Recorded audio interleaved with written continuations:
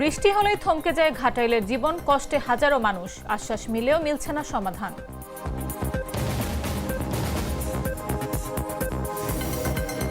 তত্ত্বাবধায়ক সরকার ফেরাতে আপিলের পঞ্চম দিনের শুনানি চলছে। শুনানি করছেন বিএনপির পক্ষের আইনজীবী।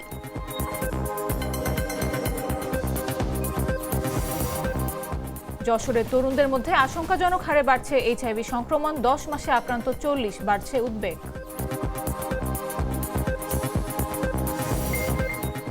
লিবিয়া উপকূলে নৌকাডুবিতে 18 অভিবাসন প্রত্যাশী মরদেহ উদ্ধার, ঘূর্ণিঝড় মেলিসার আঘাতে ক্যারিবিয়ানে নিহত 7। এবং সিরিজে ফেরার লড়াই, আজ বাংলাদেশের ব্যাটিং ব্যর্থতার সঙ্গে নতুন চিন্তা আবহাওয়া।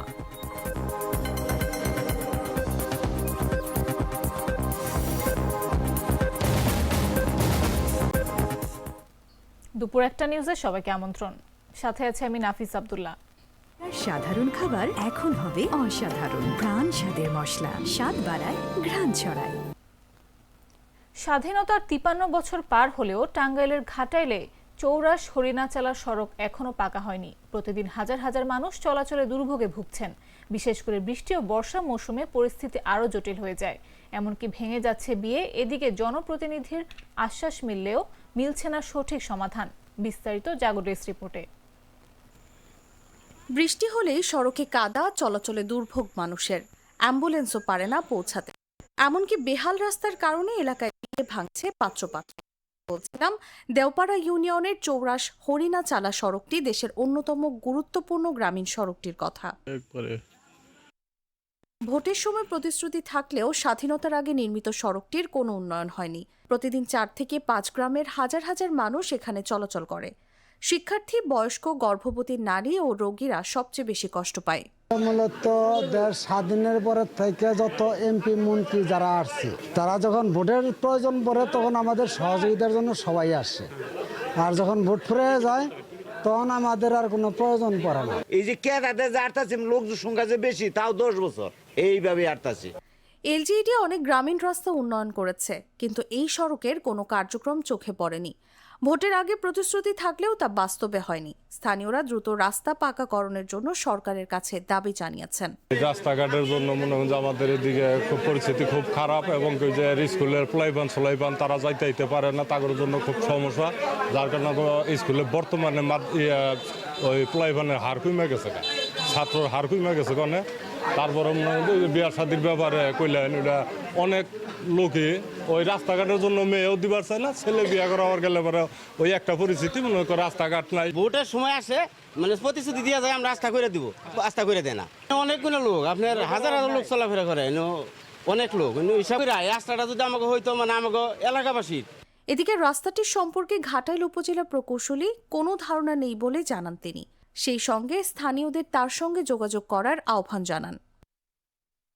টাঙ্গাইলের ঘাটাইলে চৌরাশ হরিণাচালা সড়কের বেহাল অবস্থা স্থানীয়দের জীবনে প্রতিদিনের সমস্যার কারণ হয়ে দাঁড়িয়েছে। উন্নয়নের দাবিতে তারা দীর্ঘদিন ধরে অপেক্ষা করছেন। তাসলিমা তিথি, জাগো নিউজ। তত্ত্বাবধায়ক সরকার ব্যবস্থা ফেরাতে পঞ্চম দিনের আপিল শুনানি চলছে। বুধবার প্রধান বিচারপতি সৈয়দ রেফাত আহমেদের নেতৃত্বাধীন আপিল বিভাগের পূর্ণাঙ্গ বেঞ্চে শুনানি শুরু হয়। শুনানি করছেন বিএনপি পক্ষের আইনজীবী। এর আগে মঙ্গলবার তত্ত্বাবধায়ক সরকার ফেরানোর আবেদন জানিয়ে শুনানি শেষ করেছে জামায়াত। দলটির আইনজীবী শিশির মনির বলেছেন, তত্ত্বাবধায়ক সরকার ফিরলেও আগামী নির্বাচন অন্তর্বর্তীকালীন সরকারের অধীনেই হবে। আরেকজন আবেদনকারীর আইনজীবী ব্যারিস্টার বদরুজ্জা বাদল বলেন, তত্ত্বাবধায়ক সরকার ব্যবস্থা ফিরলেও সাংবিধানিক প্রশ্ন জড়িত থাকায় সেটি কবে থেকে কার্যকর হবে তার সর্বোচ্চ আদালত পর্যবেক্ষণ দেবেন।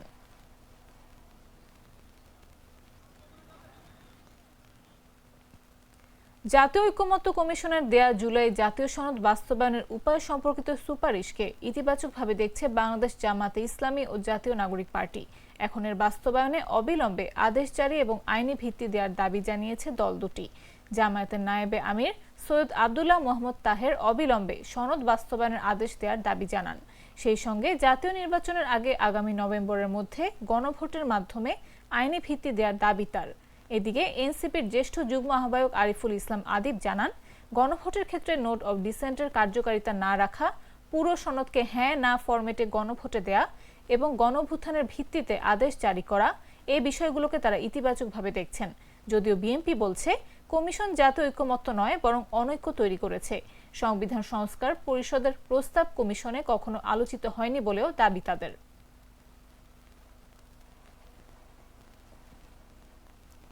24 ঘন্টার ব্যবধানে আবারও কমেছে সোনার দাম। বাংলাদেশ জুয়েলার্স সমিতি বাজুস জানিয়েছে সবচেয়ে ভালো মানের বা 22 ক্যারেটের প্রতি ভরিতে দাম কমেছে 10,474 টাকা। এখন এক ভরি সোনার নতুন দাম 1,93,809 টাকা। স্থানীয় বাজারে তেজাবি সোনার দাম কমায় এই নতুন মূল্য নির্ধারণ করা হয়েছে। বুধবার 29 অক্টোবর থেকে নতুন দাম কার্যকর হবে। এর আগে টানা 3 দফায় সোনার দাম কমানো হয়েছিল, ফলে 4 দফায় মোট কমেছে প্রায় 23,573 টাকা। 21 ক্যারেটের সোনার নতুন দাম 1,85,003 টাকা, 18 ক্যারেটের দাম 1,58,572 টাকা এবং সনাতন পদ্ধতির সোনার দাম নির্ধারণ করা হয়েছে 1,31,628 টাকা। তবে সোনার দামের পরিবর্তনের বিপরীতে রূপার দাম অপরিবর্তিত রয়েছে। 22 ক্যারেটের এক ভরি রূপার দাম এখনো 4,246 টাকা।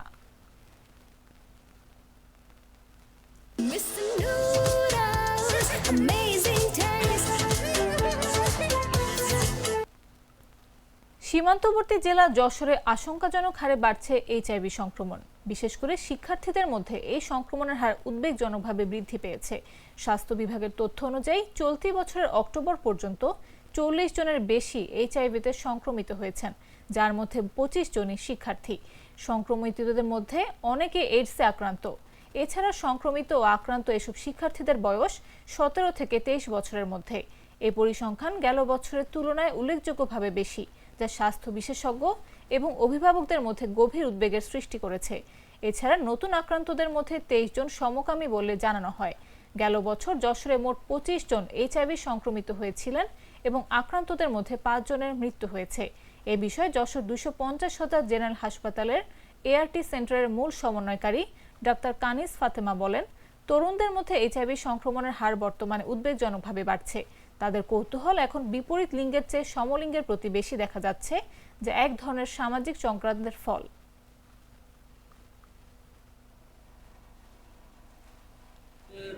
পুরাতন শহর হিসেবে এইচআইভি এইডসের সংখ্যা অনেকটাই বেড়েই চলছে। গত বছর আমরা এখানে এইচআইভি শনাক্ত হয়েছিল 25 জন, তার ভিতর 10 থেকে 12 জন সমকামিতার হার ছিল এবং স্টুডেন্টের সংখ্যা ছিল, এবং প্রবাসীর সংখ্যাটাও কম নয়। এই গত বছরের তুলনায় এবারও কিন্তু আপনার এইচআইভি সংখ্যা অনেকটাই বৃদ্ধি পেয়েছে।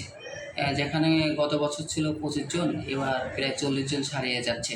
এটা হচ্ছে আমাদের বর্তমান তরুণ সমাজে কিছু একটা পরিবর্তন ঘটেছে, যেটার জন্য আমরা গত বছর পেয়েছি এখনো মানে গত বছর এই সময় পর্যন্ত আমাদের যে সংখ্যাটা ছিল 25 তরুণ সমাজের মধ্যে যে আমরা শনাক্তকরণ করেছিলাম এইচআইভি পজিটিভ, এখন এই প্রায় নভেম্বর, তাই না, নভেম্বর পর্যন্ত আমরা 40 জন শনাক্ত করে ফেলেছি, যাদের মধ্যে অধিকাংশই তরুণ। বয়সটা হচ্ছে 21 থেকে 23 বছর। এই বয়সটা আসলে খুব কৌতূহলের বয়স। তো আমি ওদের সাথে অনেকের সাথে কথা বলেছি। আমার মনে হচ্ছে যে আসলে কী জন্য তারা আসছে, এবং যেহেতু মানে এর মধ্যে বেশি সমকামী আমরা পাচ্ছি, তো নিশ্চয়ই কোনো একটা পরিবর্তন আসছে এদের চিন্তাধারায়। এটার থেকেই আমার তাদের সাথে কিছু কথা বলা, এবং কথা বলে আমি যেটা মনে করলাম এবং জানতে পারলাম, বা আমি যেটা মানে শঙ্কিত হচ্ছি, সেটা হচ্ছে তাদের কৌতূহলটা বিপরীত লিঙ্গের প্রতি কম হচ্ছে এবং সম গোত্রের প্রতি তাদের আসক্তিটা বাড়ছে। আসলে সবার জন্যই তো এইচআইভি সরকার যে পদক্ষেপ নিয়েছে সবার জন্যই মানে টেস্ট, বা সবার জন্যই টেস্ট মানে ফ্রি আর কি। এটা মানে ফ্রিভাবে সবার জন্য উন্মুক্ত করা, যে মানে যে কেউ চায় সে টেস্ট করে নিতে পারে। কিন্তু আমরা এখানে লক্ষ্য করছি, আমরা ডেইলি 20টা রোগীর প্লাস 20টারও বেশি রোগী আমরা টেস্ট করছি প্রতিদিন এখন পর্যন্ত। তার মধ্যে প্রেগনেন্ট মাদার যারা, গর্ভবতী যারা আছে তাদের মাস্ট বি করা হচ্ছে। এছাড়া যারা মানে স্বেচ্ছায় এসে টেস্ট করতে পারে, জেনারেল পপুলেশন যেগুলোকে বলে, সাধারণ যে জনগোষ্ঠীর মধ্যে সবাই, যে কোনো মানুষ এসে স্বাভাবিকভাবে সে টেস্ট করে যেতে পারে। বিষয়টা পুরো আমরা গোপন রাখি।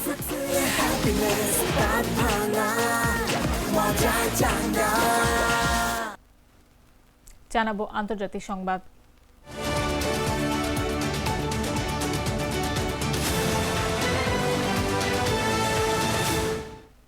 ভারতের অন্ধ্রপ্রদেশ উপকূলে আছড়ে পড়েছে প্রবল ঘূর্ণিঝড় মন্থা। রাজ্যের কাকিনাডা উপকূলে মঙ্গলবার স্থানীয় সময়ে সন্ধ্যায় এটি আঘাত হানে বলে জানিয়েছে ইন্ডিয়া মিট্রোলজিক্যাল ডিপার্টমেন্ট। এর আগে আইএমডির পূর্বাভাসে বলা হয়েছিল অন্ধ্রপ্রদেশের মাছিলাপাতনাম এবং কলিঙ্গপাতনামের মাঝ দিয়ে স্থলভাগে মন্থার আঘাত চলতে পারে 3 থেকে 4 ঘন্টা ব্যাপী। এ সময় বাতাসের গতিবেগ থাকতে পারে ঘন্টায় 90 থেকে 100 কিলোমিটার পর্যন্ত। এটি দমকা হাওয়ার আকারে ঘন্টায় 110 কিলোমিটার পর্যন্ত বৃদ্ধি পেতে পারে। এদিকে অন্ধ্রপ্রদেশ সরকার উপদ্রুত এলাকাগুলোতে যান চলাচলের উপর মঙ্গলবার সন্ধ্যা 6টা থেকে বুধবার সকাল 6টা পর্যন্ত নিষেধাজ্ঞা জারি করেছে বলে জানা যায়। রাজ্য সরকার ঘূর্ণিঝড়ে আক্রান্ত মানুষের সহায়তায় অন্ধ্রপ্রদেশ জুড়ে 800 এরও বেশি ত্রাণ কেন্দ্র চালু করেছে। ঘূর্ণিঝড় মন্থার স্থলভাগে আছড়ে পড়ার পূর্ব প্রস্তুতি হিসেবে রাজ্যের গর্ভবতী নারীদেরও নিরাপত্তার জন্য হাসপাতালে সরিয়ে নেওয়া হয়েছে। দুর্যোগে ক্ষয়ক্ষতি মোকাবেলার জন্য কাকিনাডা জেলায় ন্যাশনাল ডিজাস্টার রেসপন্স ফোর্স মোতায়েন করেছে রাজ্য সরকার।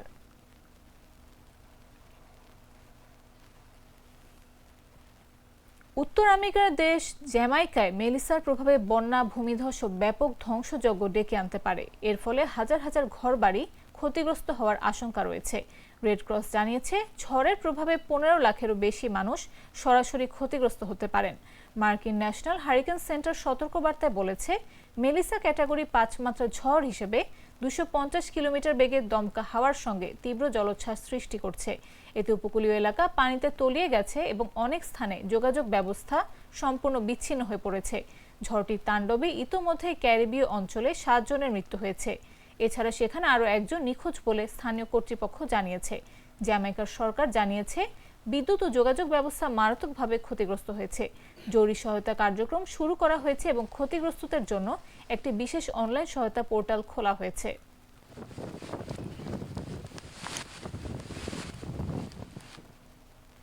লিবিয়ার রাজধানী ত্রিপোলির পশ্চিমে ভূমধ্যসাগরে অভিবাসীবাহী একটি নৌকাডুবির ঘটনায় অন্তত 18 জনের মরদেহ উদ্ধার করা হয়েছে।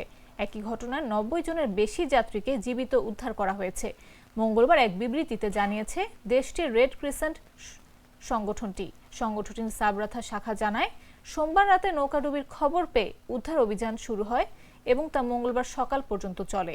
উদ্ধারকৃত মরদেহগুলো সুরমান বন্দরের কাছের উপকূলে পাওয়া গেছে। রেড ক্রিসেন্টের প্রকাশিত ছবিতে দেখা গেছে স্বেচ্ছাসেবীরা মরদেহগুলো সাদা ব্যাগে ভরে অ্যাম্বুলেন্সে তোলার পাশাপাশি জীবিত উদ্ধারকৃতদের প্রাথমিক চিকিৎসা দিচ্ছেন। এর আগে চলতি মাসের শুরুতে দেশটির স্বাস্থ্য মন্ত্রণালয় পরিচালিত এক মেডিকেল সেন্টার জানিয়েছিল যে জুয়ারা ও রাস ইজদির শহরের মধ্যবর্তী উপকূলে 2 সপ্তাহে অন্তত 61টি অভিবাসন প্রত্যাশী মরদেহ উদ্ধার করা হয়েছে।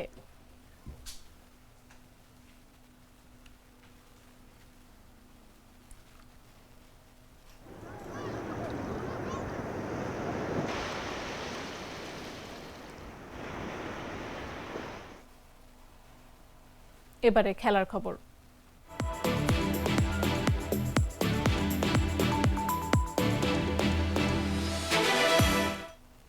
ওয়েস্ট ইন্ডিজের বিপক্ষে ওয়ানডে সিরিজ জয়ের পর আত্মবিশ্বাসী ছিল বাংলাদেশ। তবে চট্টগ্রামে প্রথম টি-20তে 16 রানের হারে ধাক্কা খেয়েছে লিটন দাসের দল। 1-0 ব্যবধানে পিছিয়ে থাকায় বুধবার একই ভেন্যুতে সিরিজ বাঁচাতে লড়বে স্বাগতিকরা। কিন্তু মাঠে লড়াইয়ের আগেই নতুন চিন্তা আবহাওয়া অধিদপ্তরের পূর্বাভাস অনুযায়ী আজ থেকেই দেশের উপকূলীয় অঞ্চলে বৃষ্টি শুরু হতে পারে। বৃহস্পতিবার ও শুক্রবার তা আরও বাড়ার আশঙ্কা রয়েছে। ফলে সূচি অনুযায়ী আজকের দ্বিতীয় এবং শুক্রবারের শেষ টি-20 দুটি বৃষ্টির হুমকিতে। তবে আশা জাগাচ্ছে চট্টগ্রামের বীরশ্রেষ্ঠ মতিউর রহমান স্টেডিয়াম, যার উন্নত ড্রেনেজ ব্যবস্থা অতিরিক্ত বৃষ্টিতেও দ্রুত খেলার উপযোগী মাঠ তৈরি করতে পারে। মাঠের চিন্তা ছাড়াও বাংলাদেশের ভাবনায় আছে নিজেদের ব্যাটিং ব্যর্থতা। প্রথম ম্যাচে 166 রানের সহজ লক্ষ্য তাড়ায় দল থেমে যায় 16 রানে। টপ অর্ডার ও মিডল অর্ডারের কেউই দায়িত্ব নিতে পারেননি। সিরিজে টিকে থাকতে একাদশে পরিবর্তনের ইঙ্গিতও মিলেছে।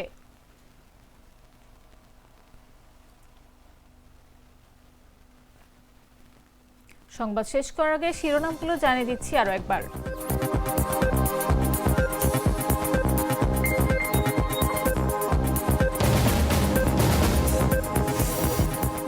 বৃষ্টি হলে থমকে যায় ঘাটাইলের জীবন, কষ্টে হাজারো মানুষ, আশ্বাস মিলেও মিলছে না সমাধান।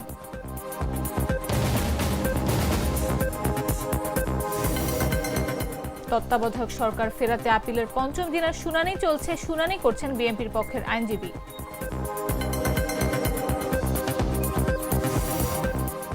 যশোরের তরুণদের মধ্যে আশঙ্কাজনক হারে বাড়ছে এইচআইভি সংক্রমণ, 10 মাসে আক্রান্ত 40, বাড়ছে উদ্বেগ। লিবিয়া উপকূলে নৌকাডুবিতে 18 অভিবাসন প্রত্যাশী মরদেহ উদ্ধার, ঘূর্ণিঝড় মেলিসার আঘাতে ক্যারিবিয়ানে নিহত 7।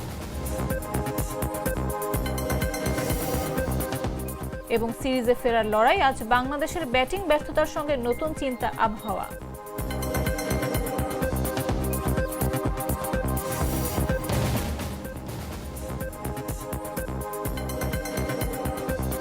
দর্শক, এই ছিল এখনকার মতো।